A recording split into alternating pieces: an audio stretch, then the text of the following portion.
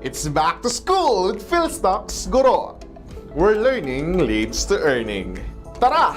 Aral tayo! The stock market is ever changing. You always discover something new. As fictitious as it may be, remember to go back to the core principles because by the end of the day, they are what matters most. This is Teacher Japhet. Class is in session.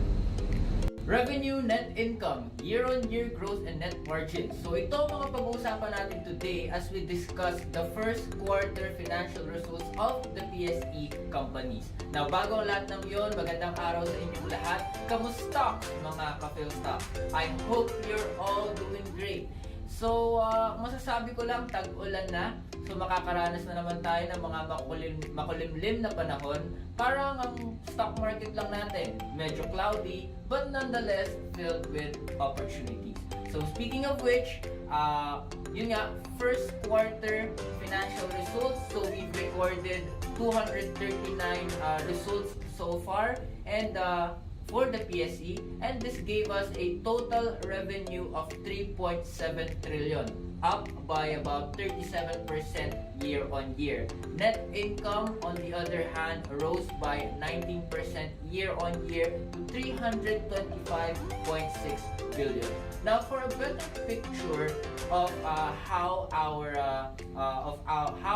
companies fared in terms of first quarter financial results, and para makahanap rin tayo ng clues on which sector to focus on or which stocks we can eye on, I think it would be better if we are going to look at the different indices of the PSE.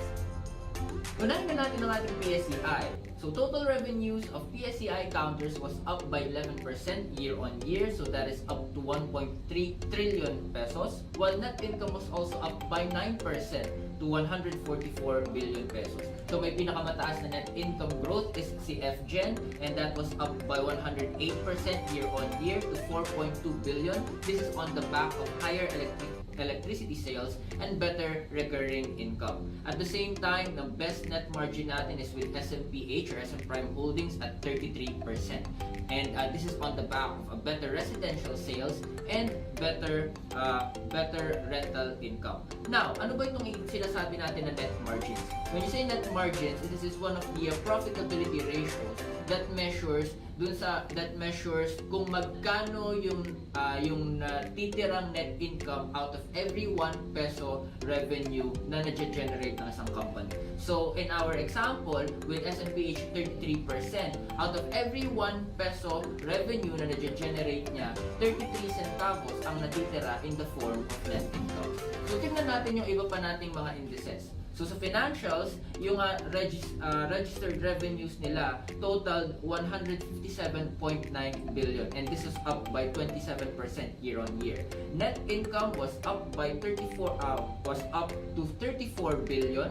This was up by 21% year on year, and the best net income growth goes to BDO, that is up 66% year on year to 9.8 billion, and this is due to the expanding core banking operations. On the other hand, Security Bank had the best net margin at 32% on the back of better net interest income amid strong retail loans and low-cost deposits. So punta naman tayo sa industrials, which registered revenues of 505 billion, up by 5%. Net income medyo bumaba by 2% to 31.8 billion. Now, volume improvements on core brands and low cost of raw materials was pushed GSMI's net income by 248% to 929.5 million. Meanwhile, Manila Water or MWC had the highest net margin of 24%, though this was lower compared to its first quarter last year's 35% due to tighter water supply conditions. For our conglomerates, total revenue registered was 771 billion, and this is up by 10%, while net income added 20% to 65 billion pesos. Pinakamalaking improvements was with POPI, which was recently named as Ayala Land Logistics Holdings Corporation, and this was up by 1,367% to 113.6 million on the back of a 450% jump in revenues.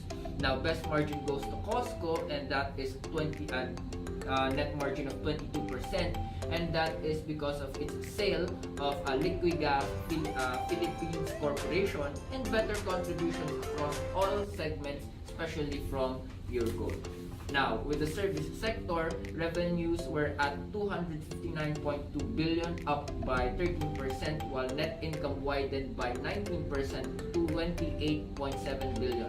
Surprisingly, Cebu Air recorded the biggest bottom line jump of 138% to 3.4 billion on the back of stronger passenger revenues. Meanwhile, the PLC, it had the highest net margin at 49% due to better efficiency despite the decline in revenues. Now, sa properties, revenues were at 125.3 billion, up by 12%, while net income was up by 17% to 30.1 billion. Now, si Alco had the best net income growth of 1,853% to 202 million, brought by the sale of Cebu Exchange offices and leasing revenues from Artaland, Century Pacific Tower, and Courtyard Hall. At the same time, siya rin yung may pinakamataas na net margins at 43%.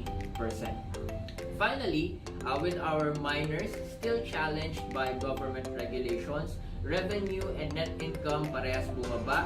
The former by 14% to 14.5 billion, the latter by 50% to 2.6 billion. Now, PXP had the biggest growth due to a higher other income, and net income was at 11 million, up a reversal from last year's first quarter last year's 3.7 million. Meanwhile, net margins was at 37%. Okay, so to end, nakita naman natin na in terms of first quarter financial results, ang ating worst performers ay ang ating mining and oil index.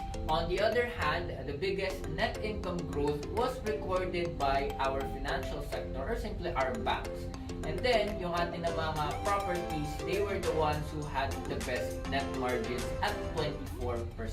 So, sa tingin ng Philstocks, given the current developments, the lowering of interest rates, at the same time the RRR cut, we believe na masusustain both ng banks and ng properties, especially ng properties, yung kanilang financial performance in the preceding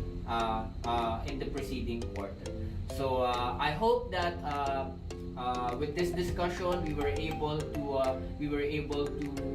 see what sectors we're gonna look more into and what stocks can we eye on. So again, thank you very much for listening. Till next time, class dismissed.